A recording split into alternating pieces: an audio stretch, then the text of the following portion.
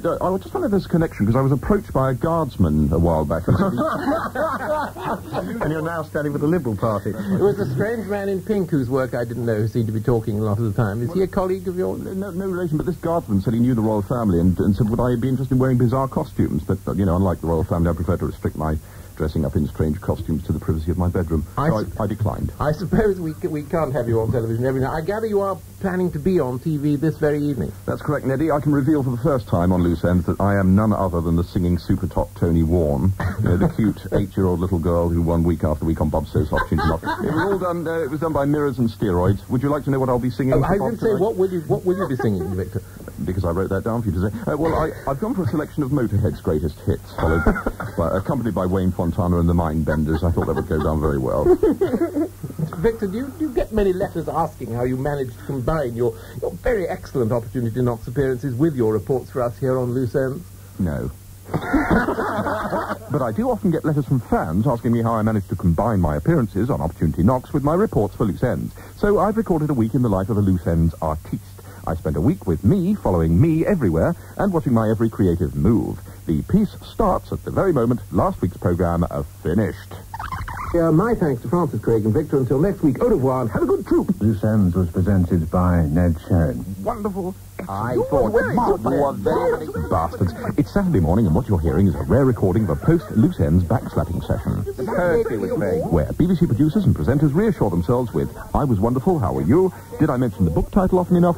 Super Darlings, More Champagne Loves, The Goat Was Splendid, and do come to number 10 and meet Mummy sometime. Very, very well. Sony Award? Did you get a Sony Award? Of course, it's all very fine and dandy for that lot in London playing at being the Bloomsbury Group. Just because I've got chronic halitosis, I'm exiled to this upgraded phone booth at Radio York. I wouldn't mind, but they're so understaffed here, I have to read their dreadful local news while the London team are knocking back the falling down water at the George. Would you read the news, please? Pardon?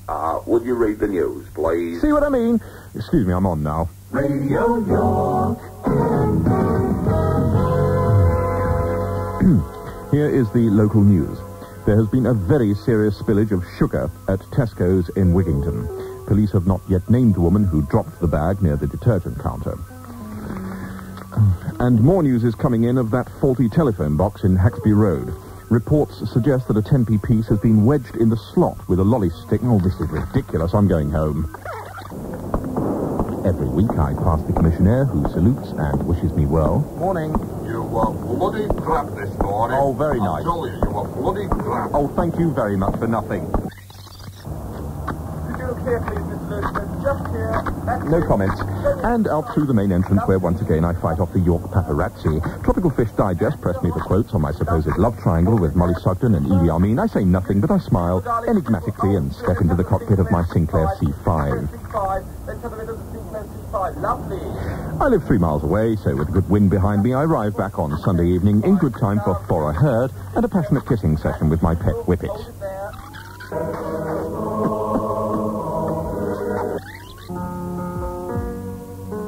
Sunday evening is something of a ritual with me. Richard Clayderman, a bath, a cup of Horlicks, and a good book. This week I'm reading Camus, and I rub the pages all over my face because Camus keeps my skin young-looking. Anyway, after that, Mrs. Tribbley from next door comes over and affords me a complete colonic irrigation with 2 quarts of warm soapy water. There's a lot of loose ends creative work to be done a week ahead, and mens sana in corpore sano, as my old granny used to say. That'd be easy.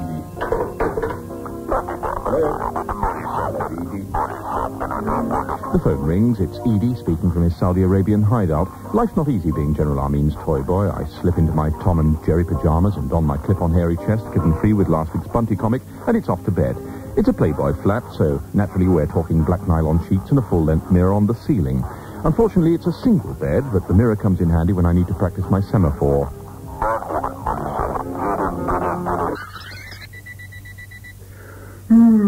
Monday morning, and I'm gently woken up by my goblin gins maid. It's the deluxe model that adds the tonic, slices the lemons automatically, and switches on the television. Everybody needs his good neighbor. I sing along with the television and open my post. The producer of Loose Ends, the nice Mr. Guardhouse, has mailed the theme for next week's programme. It is 6 people who have got a book out and are desperate to plug it, and the regulars are Matt Coward, Stephen Fry, who's toffee-nosed, but I noticed not too toffee-nosed to do peppermint ads on the telly, Craig Charles, who thinks he's the people's poet, and the usual melange of token cockneys or upper-class twits. Oh, no, that'll be Mr. Guardhouse. I better zap neighbours and slip into something more cultural. Hello, Mr. Guardhouse. Yes, it's Gregorian chant, actually. I always play it at this time of the morning. Do you think it's cultural? Well, you know, puts me in touch with the old muse. No ideas as yet for a piece, Mr. G. Yeah, I'll tell you what, give me a bell on Thursday, this time Thursday. I'll definitely have something for you then, okay? Right then. Okay, well, I'll just fade out very slowly to give the impression that time is passing. Okay then, Mr. Guardhouse, just fading out now. That's what Good friends, everybody needs me. By Thursday afternoon, things are really hotting up. Down under, Raylene has run off with Joylene, while her sister, Vosine, has had an affair with Noylene, and Roylene has witnessed Raylene taking an overdose of kerosene and is going to kill Vilene with iodine. Dick. Like that. That's the best way. You can stick Shakespeare, give me Neighbours any day, but there's work to do. Another edition of Neighbours to catch up on, and then I really, really must start on my loose ends piece. Want no? Have. Okay. There. Worrying about it. It's Friday now, and I've got this week's theme sorted out.